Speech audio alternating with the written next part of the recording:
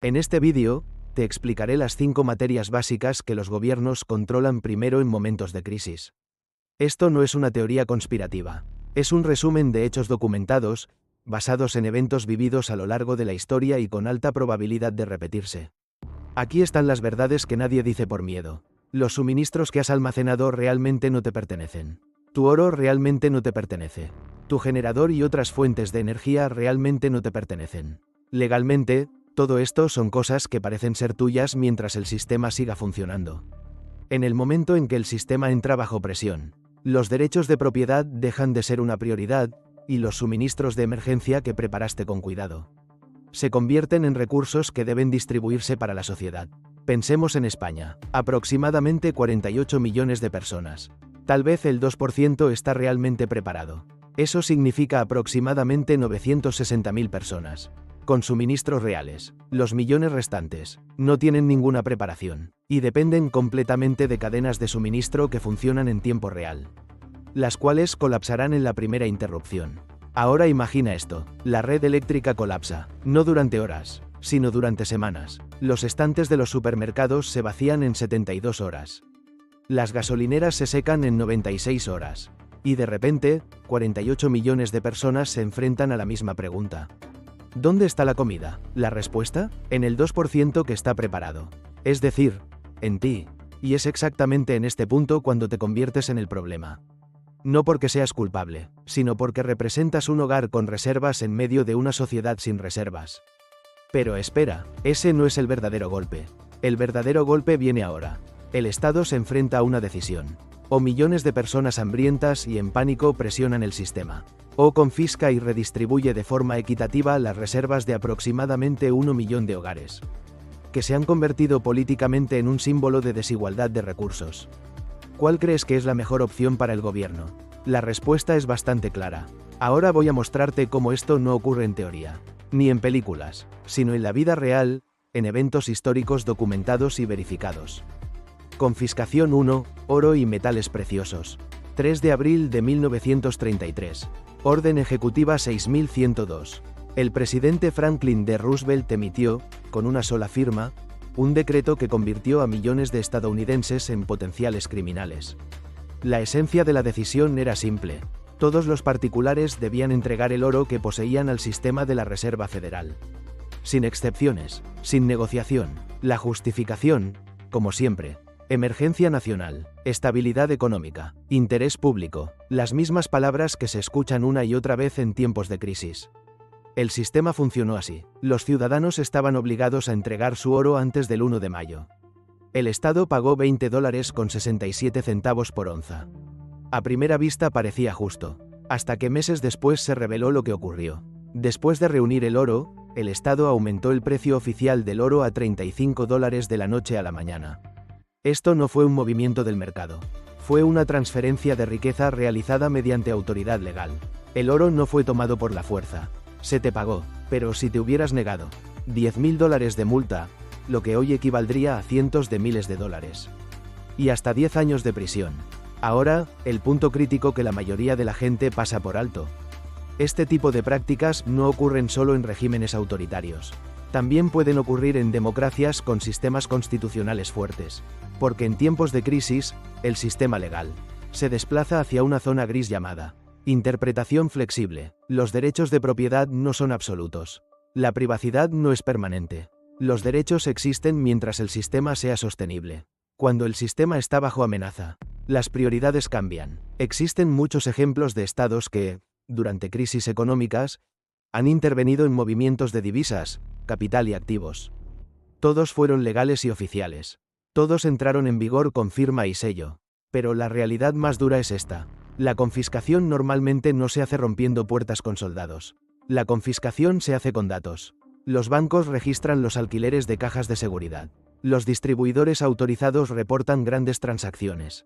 El sistema financiero guarda el historial de compras.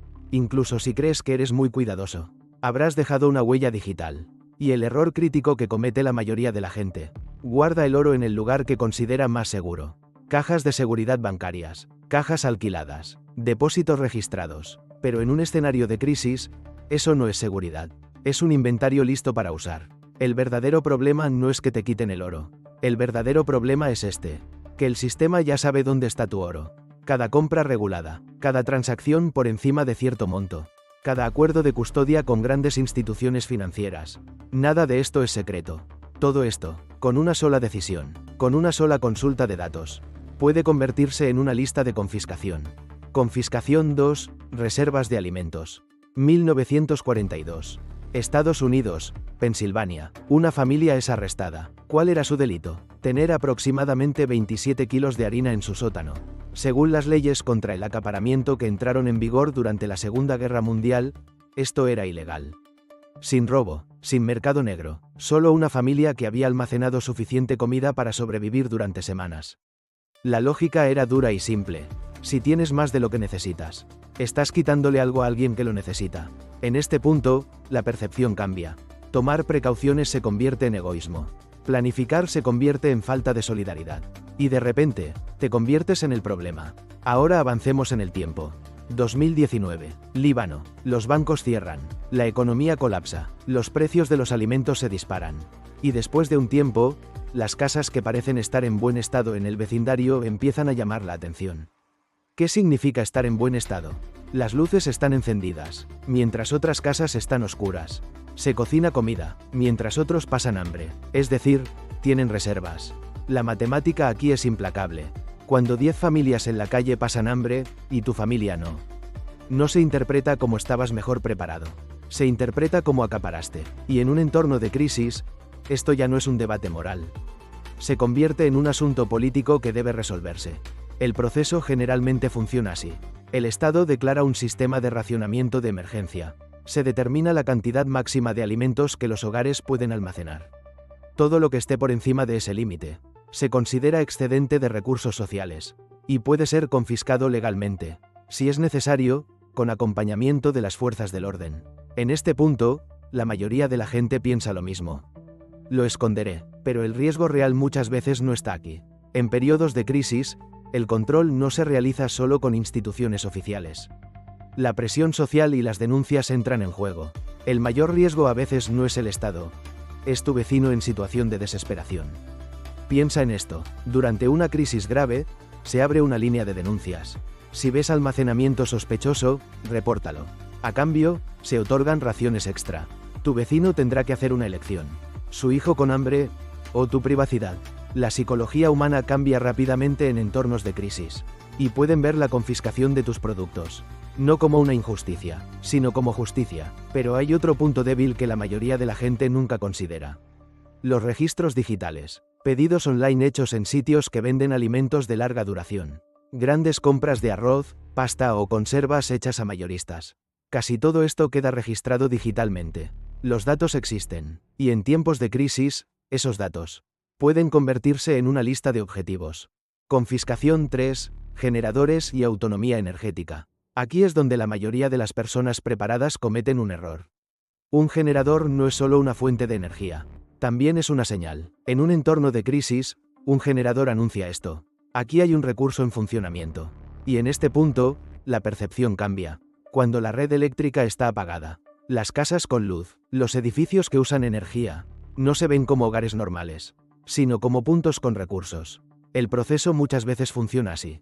Las autoridades llaman a la puerta. Se ha detectado que tiene una fuente de energía privada. Dentro del marco de asignación de energía de emergencia, este recurso es necesario para la infraestructura crítica. En teoría puedes objetar, puedes defender tus derechos, pero en un entorno de crisis, la persona que toma la decisión en el terreno será el funcionario con el documento de autoridad en la mano. Y en periodos de crisis, surge una de las realidades más duras. La autonomía energética muchas veces no es una prioridad. Puede que no se diga abiertamente que está prohibido, pero mediante decisiones de asignación de recursos de emergencia, los equipos de generación de energía pueden clasificarse como recursos de infraestructura crítica. Generadores, sistemas de energía solar, unidades de energía de emergencia. Estos se consideran recursos que serán dirigidos a los puntos donde más se necesitan. Y en la gestión de crisis, los puntos más críticos suelen ser hospitales, infraestructuras de servicios de emergencia, sistemas de distribución de agua, centros logísticos, centros de coordinación pública. El uso individual muchas veces queda al final de la lista. Confiscación 4, vehículos y combustible. 2018, Venezuela. El gobierno inició un sistema que limitaba el uso de vehículos según el número de matrícula. Justificación oficial, seguridad del combustible. Objetivo real, controlar la movilidad de la población. Pero esto fue solo el comienzo. La verdadera confiscación ocurrió cuando el combustible se convirtió en un recurso estratégico. En las reservas estatales de Turquía hay aproximadamente 1.000 millones de litros de combustible. Esta cantidad, con un consumo diario aproximado de 100 millones de litros, solo alcanza para unos 10 días. Además, Turquía importa el 93% de su necesidad de petróleo. Ahora imagina, las refinerías se han detenido, las rutas de importación están cortadas, los petroleros no llegan. Las últimas reservas de combustible se utilizan solo para servicios críticos como ambulancias, bomberos, policía y ejército. Tu vehículo privado ya no es un lujo, sino un recurso estratégico. La confiscación ocurre bajo el nombre de uso temporal para transportes de emergencia. Las autoridades toman tu vehículo y tu combustible para uso temporal. Las matemáticas no mienten. Aproximadamente el 10% de los hogares en Turquía mantiene reservas de combustible en casa. Bidones, barriles, depósitos llenos. Multiplicado por un promedio de 100 litros, eso significa 800 millones de litros de combustible privado. Esto significa que el Estado podría cubrir una semana de consumo nacional con una simple confiscación. Aún más impactante, ya saben dónde está ese combustible. Las estaciones de servicio registran las grandes compras. Si el depósito de tu vehículo tiene una capacidad de 45 litros y regularmente compras 60 litros de combustible, eso claramente significa que estás almacenando. Estos datos existen y están siendo analizados. Confiscación 5, comunicación e información. La fase final es donde la mayoría de la gente no se da cuenta. Cuando los recursos se agotan, cuando la energía disminuye, cuando la logística colapsa, solo queda una cosa que mantiene el sistema en pie: la información. Porque en las crisis, la realidad es simple. Quien controla la información, controla el comportamiento. Quien controla el comportamiento, controla el caos. Por eso, algunos dispositivos dejan de ser equipos de hobby en una crisis. Sistemas de radio, teléfonos satelitales, transmisores de radio independientes, equipos de comunicación de largo alcance. Estos ya no se ven como herramientas individuales, sino como herramientas de coordinación. Durante el proceso de la primavera árabe, en muchas regiones se restringieron las infraestructuras de comunicación. En algunos países, los equipos de comunicación privados fueron recolectados o su uso fue limitado. Las justificaciones oficiales suelen ser las mismas: coordinación de crisis, seguridad pública, prevención de la difusión de información falsa. Pero en la gestión de crisis, la verdadera prioridad es esta: reducir la comunicación no controlada. Porque la información no controlada genera pánico, genera migración, genera movilización social. Pensemos en un país europeo desarrollado como España. Hay decenas de miles de operadores de radioaficionados con licencia.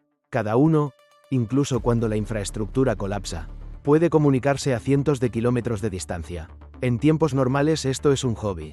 En tiempos de crisis esto es una red de comunicación independiente. Y las redes de comunicación independientes pueden verse como un riesgo desde la perspectiva de la gestión central de crisis. Por eso, la confiscación muchas veces no llega como una prohibición directa. Llega de esta manera: dentro del marco de coordinación de comunicaciones de emergencia, el equipo se solicita temporalmente. Es necesario para operaciones de rescate. Las transmisiones no autorizadas pueden generar pánico. En teoría parece lógico. En la práctica, el resultado es el mismo. La comunicación independiente disminuye. La comunicación centralizada se fortalece. Pero el punto realmente crítico es este: los equipos de comunicación no son solo para enviar mensajes. También son necesarios para recibir información. Y en tiempos de crisis, la información es uno de los recursos más escasos. Porque la información te dice a dónde debes ir, de dónde debes alejarte, qué ciudad es segura, qué carretera está cerrada, qué zona está siendo evacuada. Si no hay información, no puedes moverte. Y una sociedad que no puede moverse es la sociedad más fácil de controlar. Cierre. ¿Cuál es el verdadero riesgo en las crisis? Ahora viene la parte que la mayoría de la gente no nota. El mayor riesgo en las crisis no es lo que posees. El mayor riesgo es que el sistema sepa que posees. Porque en el mundo moderno, las crisis no ocurren solo en la calle. Las crisis ocurren sobre los datos. Las crisis se gestionan a través de listas de prioridad. Y en la gestión de crisis, la pregunta es, ¿dónde está el recurso? ¿De dónde se puede obtener más rápido? Prepararse es importante, pero por sí solo no es suficiente. En el mundo real, lo sostenible es esto: el equilibrio. La visibilidad excesiva crea riesgo. El aislamiento excesivo también crea riesgo. En las crisis, generalmente existen dos tipos de perfiles. El primero, los completamente despreparados. El grupo que se ve afectado primero cuando el sistema colapsa. El segundo, el perfil que llama excesivamente la atención y acumula recursos de forma desequilibrada. Este perfil se convierte en uno de los primeros grupos analizados en la gestión de crisis. La verdadera resiliencia generalmente es el tercer modelo, el que parece normal, el que no está desconectado de la sociedad, pero que tiene la capacidad de cubrir sus necesidades básicas durante un tiempo. Porque en la gestión de crisis, el objetivo suele ser este: mantener al mayor número de personas en pie con la menor cantidad de recursos. La realidad es esta: cuando llegan las crisis, los derechos de propiedad, acceso y uso pueden vincularse a un sistema de priorización. Esto ha ocurrido repetidamente a lo largo de la historia, en diferentes países, en diferentes crisis, con diferentes justificaciones, y la mayoría de la gente mira la crisis desde un solo ángulo. ¿Qué poseo? Pero la verdadera pregunta es, ¿cómo me ve el sistema? No olvides esto: las crisis normalmente no llegan de golpe. Llegan paso a paso, y la mayoría de las veces, la gente se da cuenta demasiado tarde. La preparación no es algo que se hace cuando la crisis empieza. La preparación es un equilibrio que se construye antes de que la crisis comience. Pero el tiempo siempre fluye más rápido de lo que piensas. Y ahora ya tienes conocimiento sobre cómo se realiza la preparación real. Has aprendido cómo actuar en un momento de crisis. Ahora la decisión es tuya y la palabra es tuya.